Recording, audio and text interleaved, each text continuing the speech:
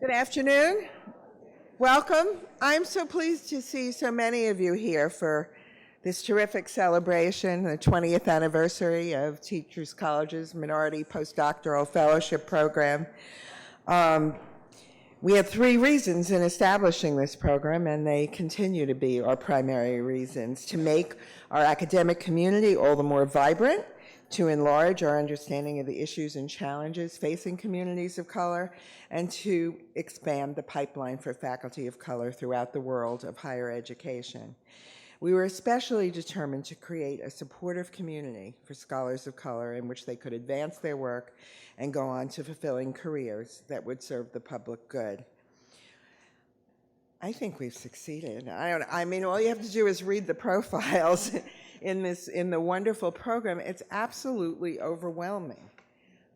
Each of the 30 fellows has flourished and achieved extraordinary success. We're absolutely thrilled that 21 came back for today's celebration. Could the former fellows here please, and current, raise your hands?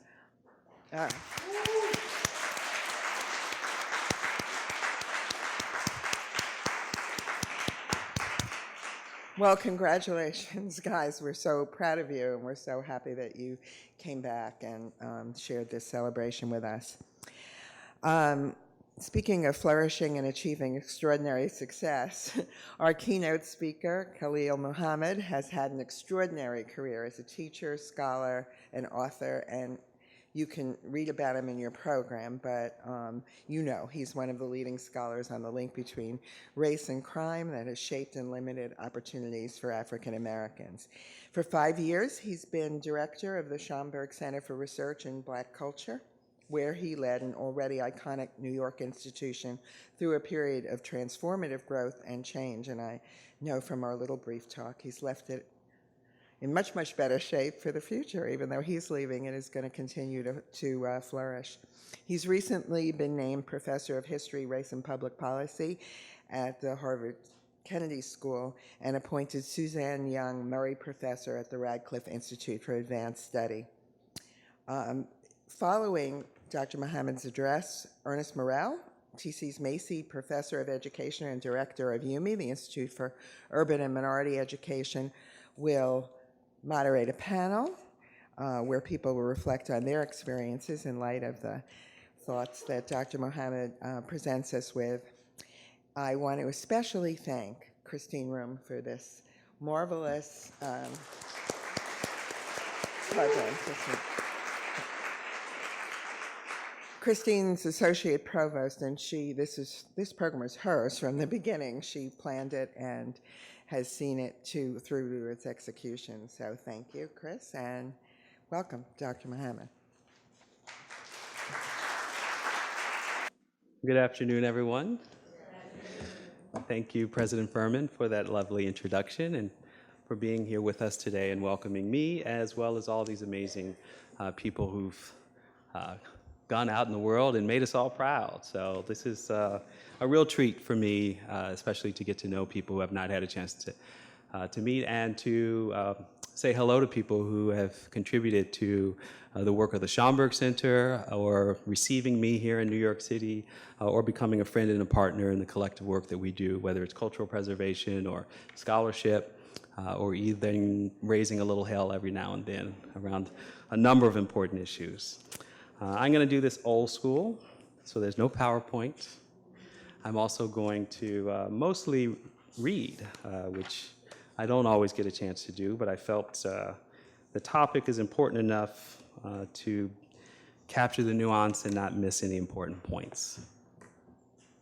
Power gap, an historian's take on leadership challenges in post-Obama America. Before I go on, let me just also say to Ernest Morrell and to the panelists, thank you so much for being part of contributing today and to all the guests who have arrived. That's what my notes tell me to say before I move on. I'm going to do this in 4 parts. The first part will be the power gap by the numbers. The next will be diversity on the ground. Then the 3 barriers to closing the power gap. And finally, my vision of what I call post-assimilation America. So just as there is a wealth and income gap, a health and achievement gap, a punishment and opportunity gap, there is a power gap. It might be said that all of these are constitutive of a power gap. That out of all these disparities between whites and people of color, with the exception of some Asian American communities, gaps in leadership are unsurprisingly the cumulative outcome. So by the numbers, just to put us all on the same page, and this will be more or less a list, not particularly expressive. 3% of executives or senior level officials and managers are Black in the private sector, where more than 3/4 of all Blacks, Latinos, and white people work. Nearly 20% of all employed Blacks work in the public sector, as compared to 14% of whites and Latinos. Where nonprofit boards of directors are concerned, 8% are African Americans, 3% of CEOs in the nonprofit sector are African Americans. Among foundations, 4% are Black CEOs and presidents, 7% are on boards, and 16% are program officers. And then finally, outside of higher education, 6% of directors of the boards of the 25 largest employers in New York City are Black, an average of 2 Blacks per board out of a total of roughly 700 board members in those 25 New York City largest employers. In higher education, some of you might have noticed over the past several months, consistent coverage of diversity by the numbers in the professoriate. Here, I'll just hold up a few by institution, starting with the greatest disparities or disproportionate overrepresentation of whites as far as faculty are concerned. Topping the list, not so much a surprise, Bernie Sanders' backyard, Dartmouth. Vanderbilt at 81%, University of Wisconsin and Duke at 78%. These are the population of the white faculty at these institutions. Cornell, 77%. University of Florida, University of Missouri, University of Minnesota, University of Texas, UPenn, my alma mater, all at 76%. Michigan State, Brown, and University of Colorado at 75%. So essentially, overrepresented 3/4 of the faculty or above at those institutions. Those that are not overrepresented by white faculty are Rutgers, Stanford, University of Michigan, and UCLA. Rutgers being best represented at 51% of its white faculty. And then finally, Harvard, Yale, and Columbia are at about a break-even point. Now, what's interesting, again, none of this you'll remember by the end of my talk, but only to put us in context and in proximity to the issue of which many people in this room represent these institutions or have spent time at them. But one thing to keep in mind is if we're going to count diversity by the over or underrepresentation of people of color or white people, as I did in this instance, it's also important to know all of those numbers include in the diversity count foreign-born, which is to say that if you just happen to be European in that number or a white South African, your whiteness is not counted in the overrepresentation. That matters because some of the diversity in those schools is substantially counted amongst the foreign-born. So that leads me to diversity on the ground. Tokenism is still a problem. The increasing focus on racial representation without institutional transformation limits what people of color can do to effect change. We talk a lot about pipelines, how big or small, how effectively these distribution networks deliver people of color into largely unchanged institutions. The business of government, of corporations, or of business itself is not meant, it seems to me, to transform in the wake of new people with distinct experiences. A mentor once taught me a valuable lesson, and I want to share it with you. When I arrived at Indiana, I was university where I was an assistant professor for most of my time there back in 2005. Within the first year, I was asked to serve on an admissions committee, with the purpose being to identify students who might want to join the PhD program in history. I took my job seriously, worked in earnest to identify candidates who not only I looked forward to working with, but who I thought would be a good fit for the US program in history at IU. when I attended the faculty meeting to approve the list of rankings for new admits, I was struck by the absence of any persons that I had identified as worthy of admissions to my new school. And as you know, all of you, I think, have some experience with this. These things are usually pro forma. By the time it gets to that stage, all the deliberation has happened. Now, I was not amongst, as the Hamiltons would say, where the decisions were made, but I certainly had contributed, so I thought. So I'm looking at the list. The chair is calling for a vote to accept the graduate admissions for the coming year. And all in favor? All hands go up. Now I'm thinking, this is a moment. I know that I had suggested several people, and none of them are on the list. And what's also going through my mind is that there would not be anyone admitted who would qualify for the standing funding for an African American admit, meaning that we had limited, or I should say restricted funds to support the admission of at least one person, itself a reflection of old battles to ensure that money would not stand in the way of ensuring that an African American would join the history department. All opposed, and slowly my hand went up. So you can imagine the feeling of being a new faculty member, fresh out of graduate school, in a very large department of about 50 faculty members, now opposing the roll call vote for the admissions roster. And of course, there was the sigh and furrowed brow and noise of people turning to see why I was raising an objection. And that caused a series of very quickly scheduled meetings to ask me what was the problem. I explained the situation. And out of that experience, the student who I identified as being most worthy to be admitted to IU was subsequently contacted by the chair of the department and received an invitation to join the campus. He's since graduated, and I'm busting my butt to get him a job. But part of the lesson in this was something raised by a colleague of mine when talking about what happened. And the question raised by my colleague is, does diversity mean simply giving the best Black and Latino a shot? Or does it mean extending opportunity downstream to people who may not have had the best credentials, the best education, represented by elite institutions, but who show the capacity to compete and contribute? Might be some people like yourselves. In other words, can elite institutions change if all they really want is white students in Black and brown face? This is an essentialist statement, to be sure, and yet elite institutions stand on generations of exclusion based on hierarchies of racialized and gendered privilege. The imperative of these elite institutions is to perpetuate themselves and their traditions. Their power, whether financial, political, or cultural, creates disadvantage and reproduces it.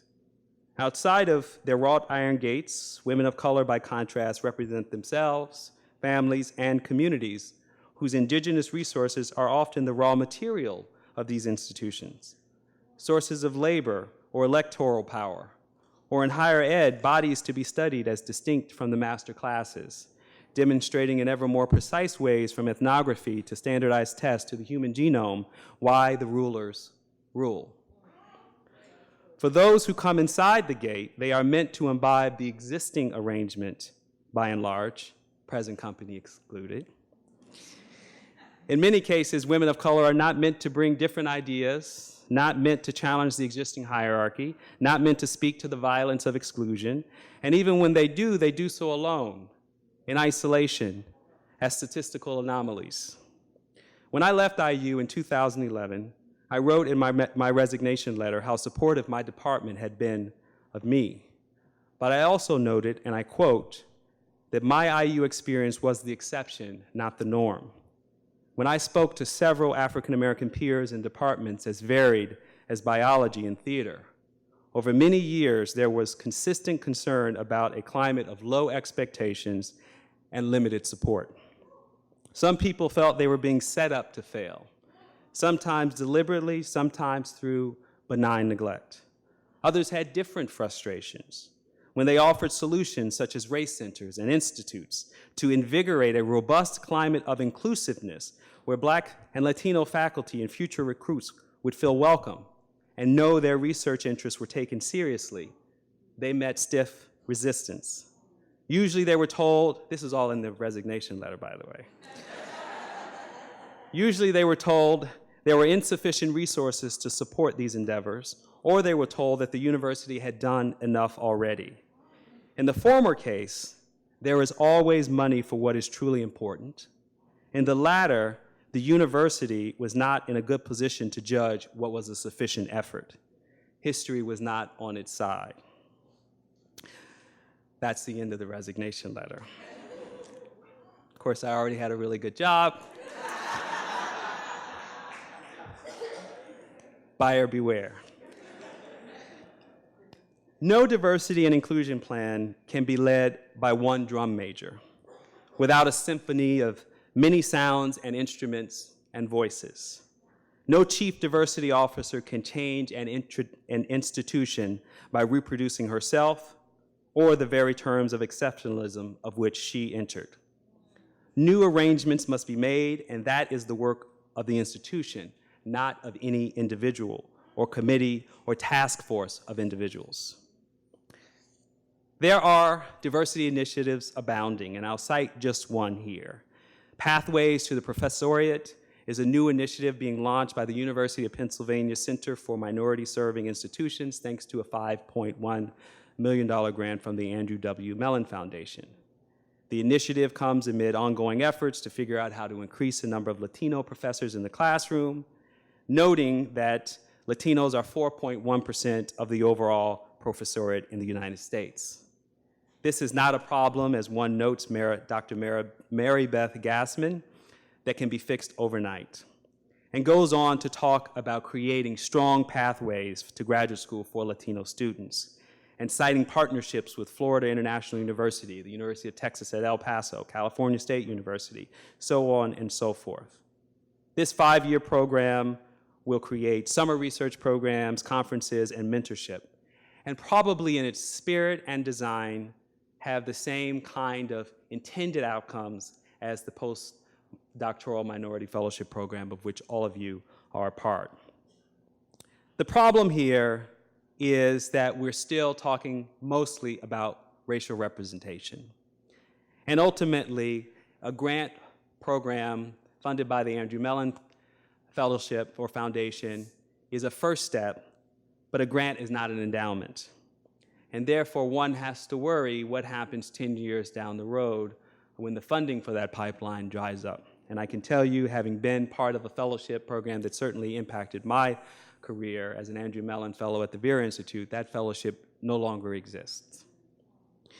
Let me now move to the third section of my talk, the 3 barriers to closing the power gap: efficiency, colorblindness, and money. I'll start with efficiency. One of the most influential architects of our modern political economy, the Yale sociologist William Graham Sumner, is embedded to this day in our institutions, embed to this day in our institutions the constant drive for efficiency. Capital could only improve the quality of life or raise the standard of living if, as Sumner wrote, was put to efficient use. How to measure? Profit, ultimately. More profit meant greater efficiency or productivity, or vice versa. He recognized that capital accumulation was cumulative and each generation built on the next. Think endowments. Sumner also identified waste and inefficiency in human capital.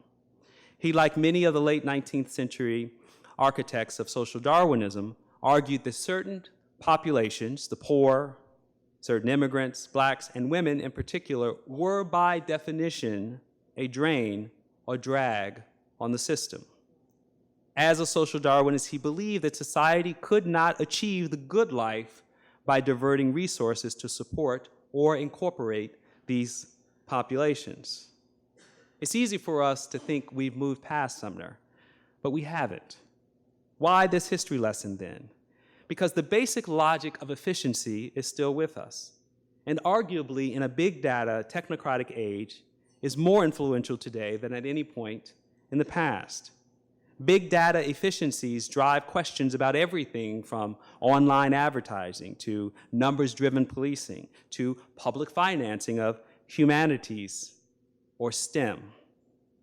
In other words, the drive for efficiency is still tied to the same risk-reward calculation. If inherited gains or capital or knowledge were built on exclusion, as they were, isn't it more productive, more efficient to continue to exclude rather than to include? This is meant to be provocative and an open question for you to answer in your own institutions. Where is that risk-reward balance? Where is the line between efficiency and mission? But not even asking the question, to me, is to be in denial about the relevancy of this past to our present. Let me give you a practical example, and one that turns on efficiency that may not be so obvious, but might compel you to look more carefully for such things in your own environments. Remember, these are barriers to the power gap, to closing the power gap. Schomburg has always had the mission to catalog books by and about Black authors. Black people. The effort to identify subject areas pertaining to Black life is a form of scholarship in library terms. Although it takes longer, 15 to 45 days, than our peers downtown who no longer focus as much on scholarship, it takes us longer to make the book available to the public. This process of scholarships helps people discover research that might otherwise be lost over time as books go out of print or research trends shift. Recently, however, centralization, a form of efficiency, raised the question of whether we should do less scholarship, including identifying Black authorship, in exchange for delivering materials to our users, or in this case, customers, faster. I rejected the claim on the premise that our users would rather find the book in 25 or 50 years than have had access to it 2 weeks faster when it was first published. The trade-off being that if it's better cataloged and more reflective of how people think about Black life, rather than some standardized process that doesn't apply to people of the African diaspora, then it will serve our long-term interests of cultural preservation and discovery rather than our short-term interests of readily available on a bookshelf. I won the argument for now, but it didn't have to be a debate, or was not going to be a debate, if I didn't appreciate the history that created the practice in the first place. I might have agreed, foolishly in this case, that this form of efficiency was good for business. In the end, mission work is usually more costly and less efficient than productivity or profit-based models. The profit in library terms is circulation divided by cost of buying books and the cost of labor to serve the material. But if circulation is not the primary mission of what the Schomburg was built for, then that is a fundamental shift from our mission, even if it cost us more. So my hope in giving this example is that you might think about how these kinds of questions circulate around you, because at the end of the day, as much as this might apply as a universal in an institutional setting, there would be clearly a long-term impact on the diversity of knowledge and its discoverability as it relates to the Schomburg Center and its mission. Barrier 2, colorblindness. I think this one is fairly straightforward. Even when you or someone you know or a group of minorities have been hired by an institution, the goal is usually assimilating those individuals to the culture of the institution. I have no problem with assimilation in the little a sense of the word. It is the big A construct, or in this case, colorblindness, that I think is a serious problem. Colorblindness and big A assimilation says to you, we're so glad you're here. Please don't make us uncomfortable by talking about your people or your experiences that are not like ours. You are supposed to be just like us. just as I was supposed to be invisible when my graduate student's name was not called. My blackness was not supposed to matter to what I saw in him and his potential. My judgment and discernment of his potential, informed by my experiences, were not relevant under the terms of assimilation. My senior colleagues knew better. Now let me be clear, everyone won't sign up for this, but know you are making a choice. The deck is already stacked to favor a set of experiences already inscribed in the brick and mortar, the endowment, the policies and procedures, the profit model. You have the choice to assimilate into the existing structure of power and privilege, but don't be surprised if more of you don't show up. Because what would be the point? You're already there. You bring little difference to the institution. You haven't changed its values. You haven't created space for others with your distinct appearance to change anything. And I say that, and even as I say that, I don't want to come off as pointing a finger that people somehow are not legitimate in their ambitions when they choose not to take on these institutional issues. I just want to draw a clearer line between your presence and representation and the work that is necessary to close the power gap. Let me give an example. Justice Sotomayor, as we know, the first Latina woman to serve on the highest court of the land. Also a proud Puerto Rican from the Bronx housing projects. Were she to subvert or mask or minimize her unique experiences as a child of federal policies to support poor people in this country, and one representing a, shall we say, less than praised minority population, then she could certainly still fit the bill as the first Latina woman on the Supreme Court. That place for her will always be in our history books. But as we know, that's not sufficient for her vision of institutional and societal change. And in this case, her education makes it possible, by dint of affirmative action, to be in a position to actually change our society. No wonder then her colleagues in the most recent shoot case of affirmative action in the majority decision continue to affirm the limited place for race in making decisions about educational admissions. And in her inversion in the shoot dissent against Justice Roberts' standing idea that the way to stop discrimination on the basis of race is to stop discriminating on the basis of race, Justice Sotomayor, let me remind you, said this: the way to stop discrimination on the basis of race is to speak openly and candidly on the subject of race. She was raising her hand in that moment. An example of the difference between representation and institutional change. Barrier 3, money. I've already said it, but it bears repeating. Money matters. You can judge the priorities of any institution by where it makes long-term investments. I should know. I was a public accountant for 2 years out of college and audited 24 or more businesses of various kinds to understand how they made money, how they prioritized investments, how they determined what really mattered. Higher education is no different. Core operations are usually paid out of endowments and tuition dollars. Everything else is optional. This is the difference between hard and soft money. If you want to know what matters in your institution, study the budget. If you want to change your institution's behavior, change the budget. Putting it all together, my final section, and thinking about the future in light of the recent past. As I watched President Barack Obama deliver his final State of the Union address recently, and heard him evoke Dr. Martin Luther King Jr. as a champion of, quote, unarmed truth and unconditional love for perhaps the last time, it occurred to me that this is the end of an era and the dawn of a new one. Welcome to post-assimilation America. Just as there had never been an America with a black president, now there will never be one. Now there will never be an America without one.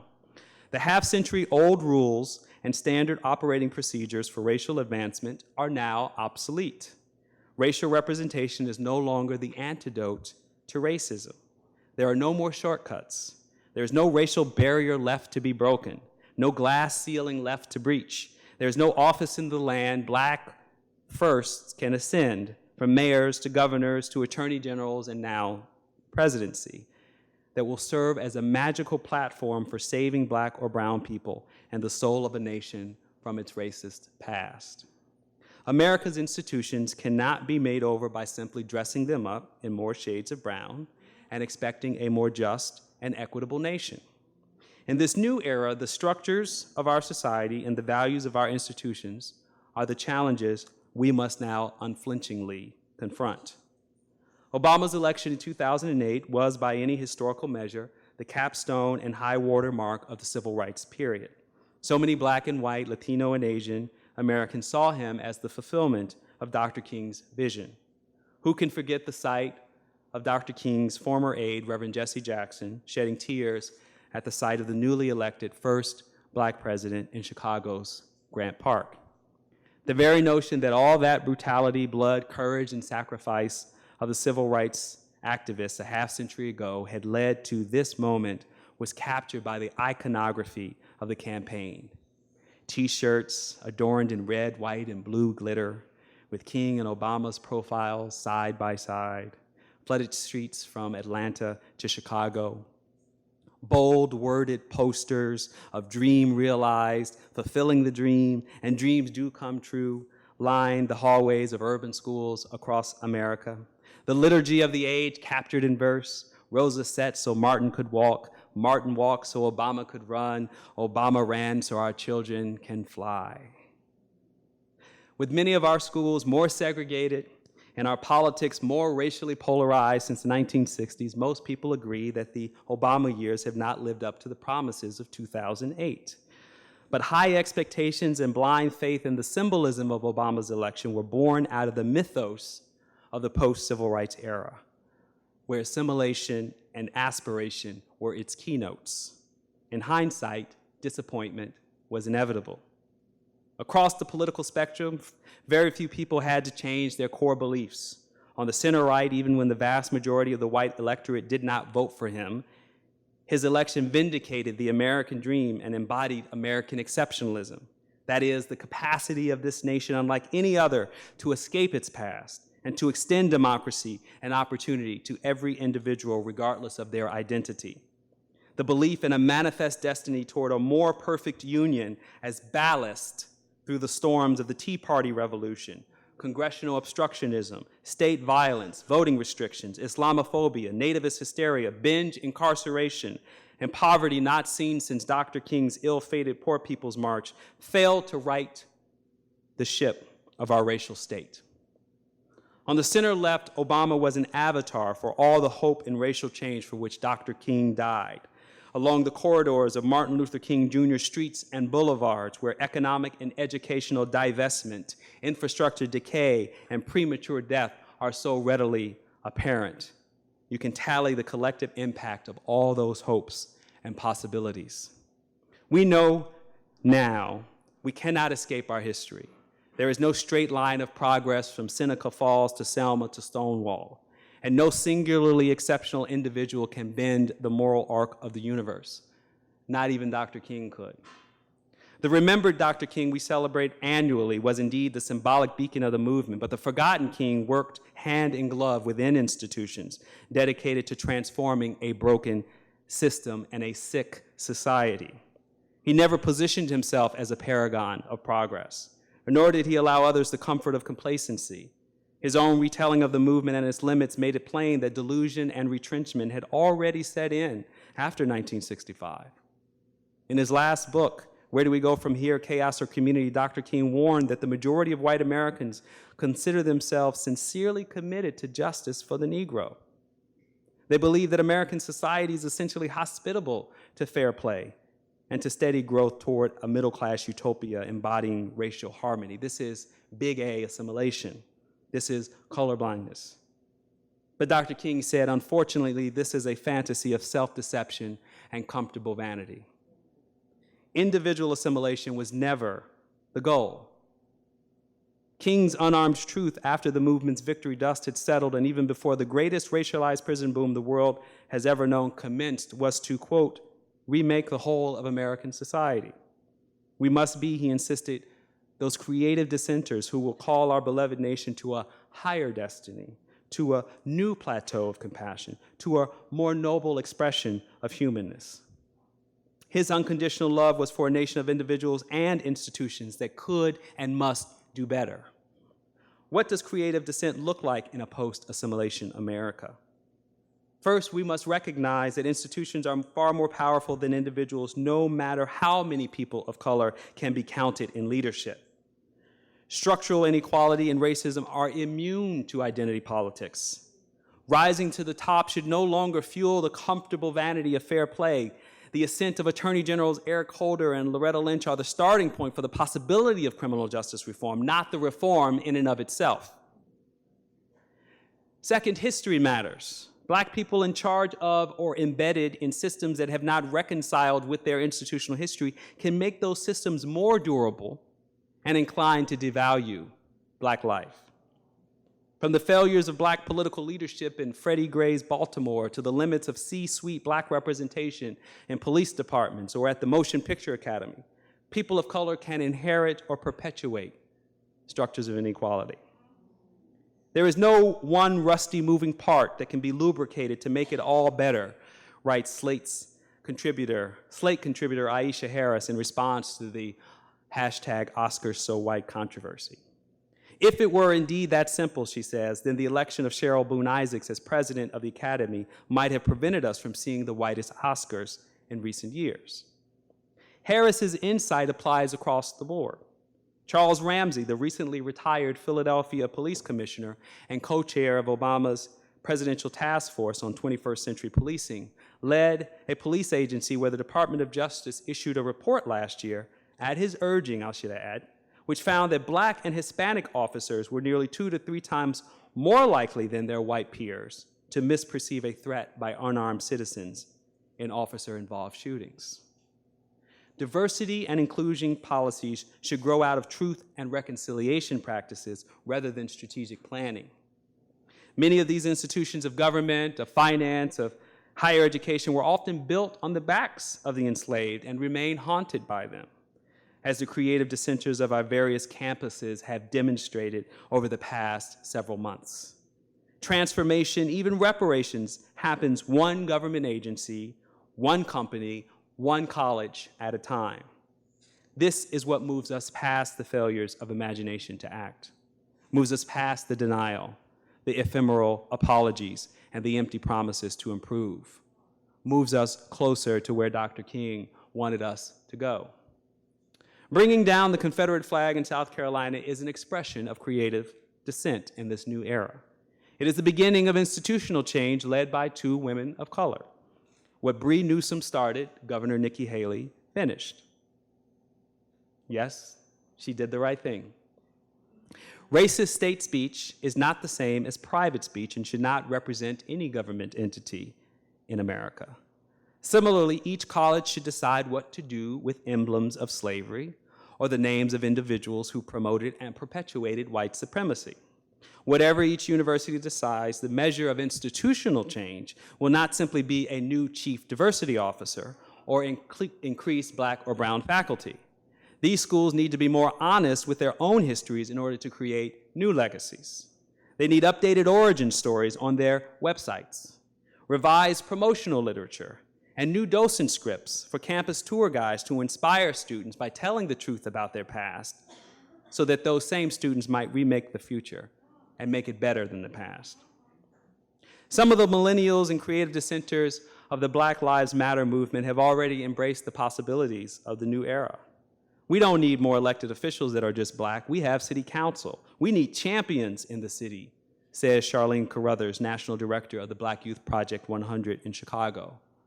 To business leaders, Brittany Packnett of Campaign Zero, a police reform advocacy group, asks, will you institute company practices that prioritize true equity, or will you settle for cosmetic diversity and tokenize people of color?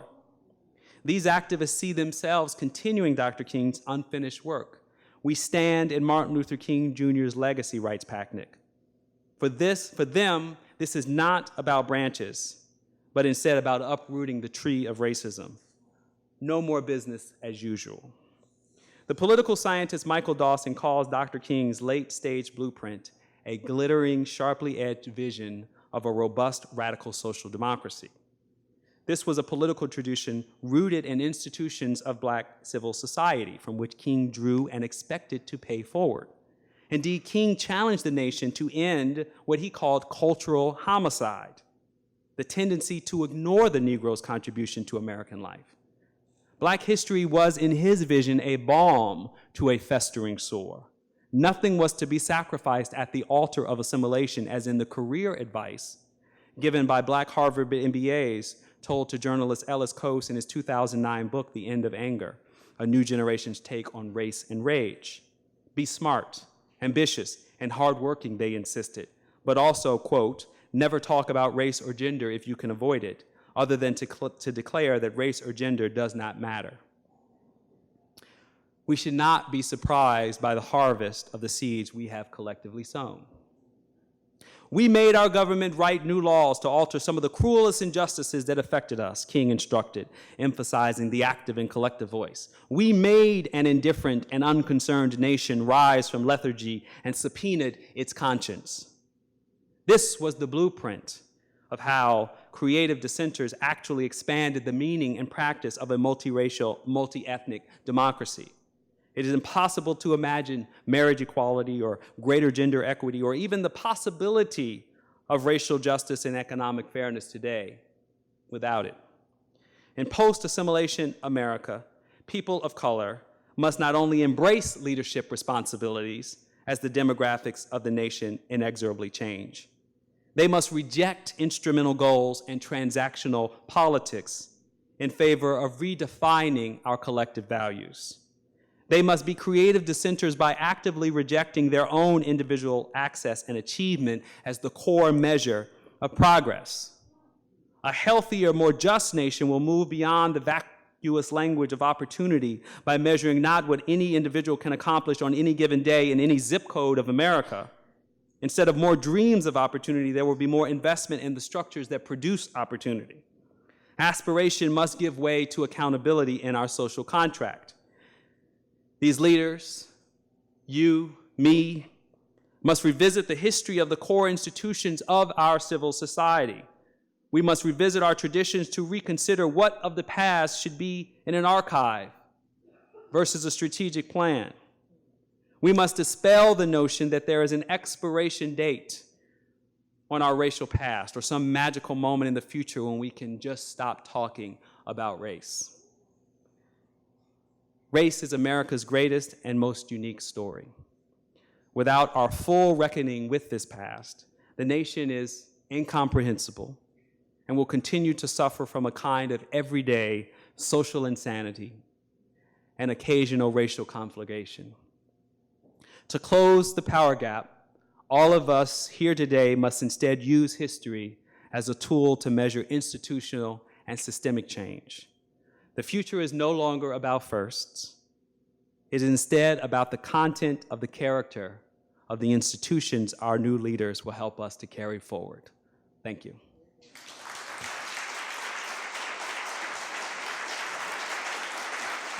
Thank you so much, and thank you for all that you said. I couldn't help but think of Howard Stevenson's book, Promoting Racial Literacies in Schools, as you were talking.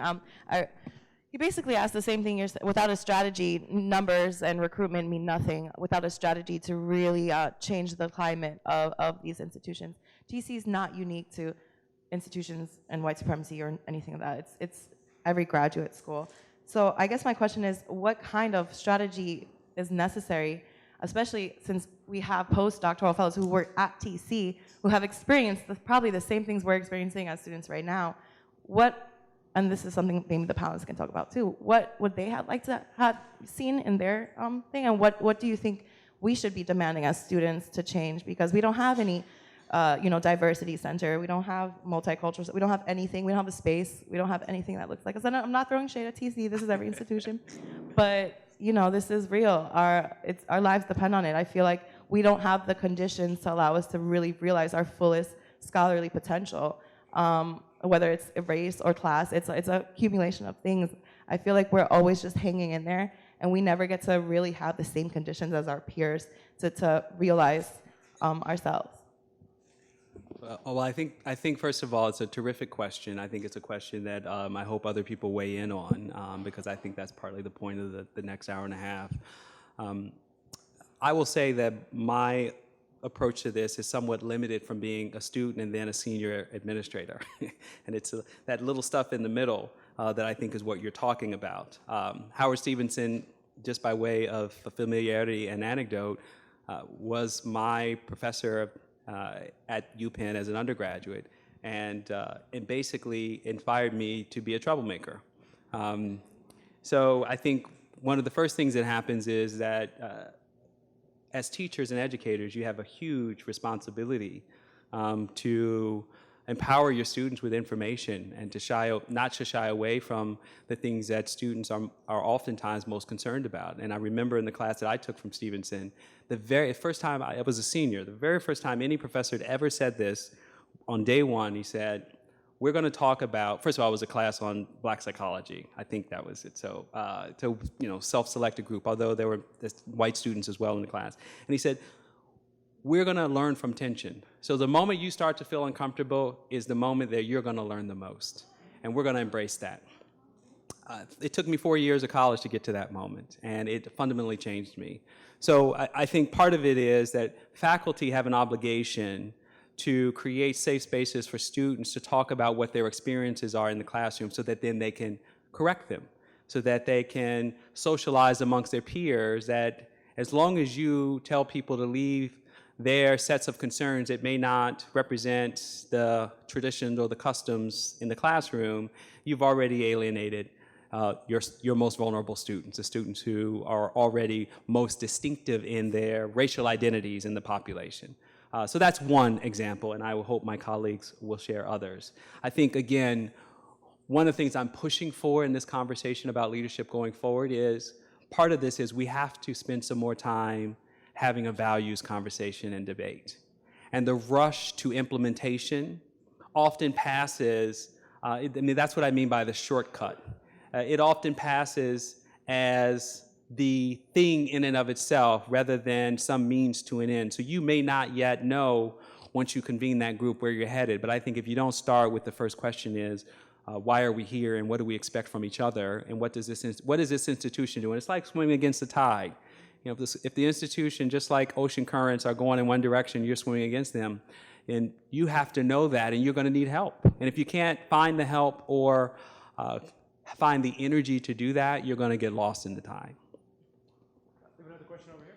I did. I guess to your point at the end, if you know that you're swimming against the tide, so most young people don't even get to be in this room, right? Mm-hmm. They never even get to the place where they can even start to be in this room. So how do we, as people who have a voice and have managed to swim against the tide enough to be able to be here today, help young people get to the place where they can even start? Yeah. So our young people are, obviously the college-bound or the not college-bound. It's a really big question. When I refer to elite institutions, I don't really mean Columbia or the Ivy League. I mean college and higher ed in general, because it is already an elite experience. It is privileged to begin with. So in a conversation about leadership at the institutional level, then we have a responsibility to make sure that the values of those institutions create more space for people to come into institutions and succeed in those institutions. That's what I'm talking about here.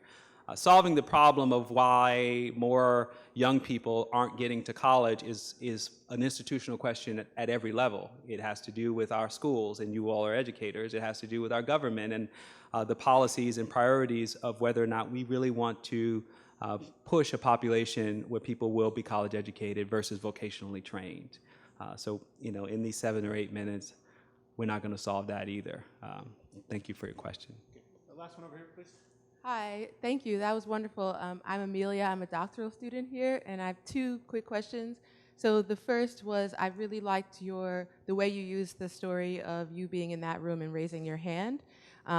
But from the story, I have a hunch that you didn't suddenly become a raise your hand type of person in that moment. So I'm wondering, how did you find ways to raise your hand before you had a seat in the room? Because that is a fundamental thing that we all navigate. And then secondly, a lot of your talk was about history. And I'm a former high school history teacher, and I'm curious, I think history is a big part of what you said, and how do you bring history into spaces, even disciplinary spaces, that are sometimes ahistoricizing certain conversations, if that makes sense? That does make sense, yes.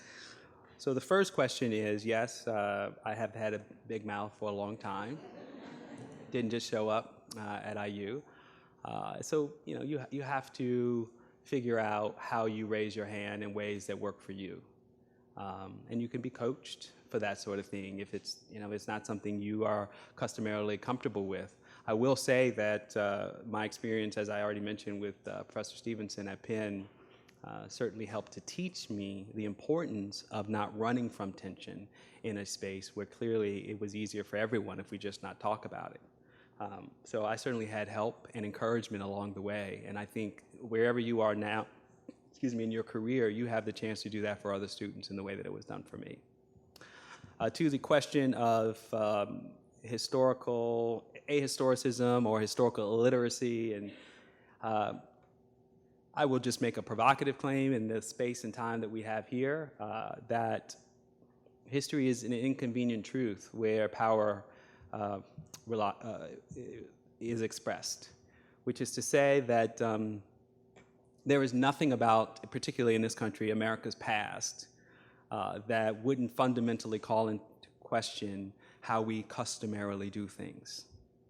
So, it's not an accident that history doesn't show up in a lot of our academic settings or curricula, the things that we do. It is a source of tremendous tension and anxiety. Even people who are well-intentioned and essentially sympathetic to these issues are often not very well versed or trained to even engage in thoughtful conversations about the past, which is why, again, my emphasis here is not on what any individual to do, because you could have a Khalil Muhammad one day and somebody else the next day.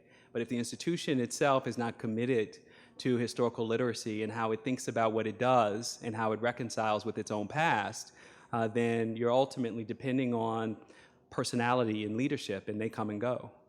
These institutions will outlive all of us. So we've got to start. I'm looking here at Erica, who's written about the history of mathematics. You have opportunities to open the space. That's what leadership is about. Just by way of a counterexample, part of the success of the Tea Party was evoking a version of American history that motivated its followers to redefine the meaning of government in the 21st century. Now, many of us are unhappy with that evocation of history, but it does demonstrate the efficacy and power of historical narrative to motivate people. So our stories matter. And if you find yourself in conversations where stories are belittled or they're too messy, because a lot of what represents higher education is the attempt to categorize and simplify or abstract complex reality. That's my reference to big data in a technocratic age, which is to say that by definition, stories are hostile to that work.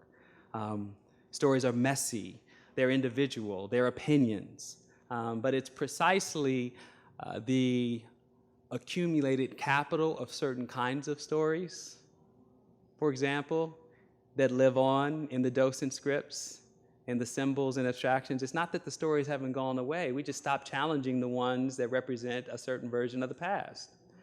So that may seem really messy and abstract, but that's the work. And it may surprise you that one generation after the next continues to face the same challenges around these institutions in higher ed and elsewhere, precisely because people keep avoiding dealing with our history. So I put it to you, just as Ta-Nehisi Coates put it so brilliantly, just as James Baldwin had done it before him, we have to deal with our history. And Brian Stevenson, if you haven't been inspired by him already, is doing the same work in Alabama and across the South where the history of racial violence is concerned, because he fundamentally believes that we will not end state violence in our policing in this country until we come to terms with the history of lynching and terror in this nation. Thank you.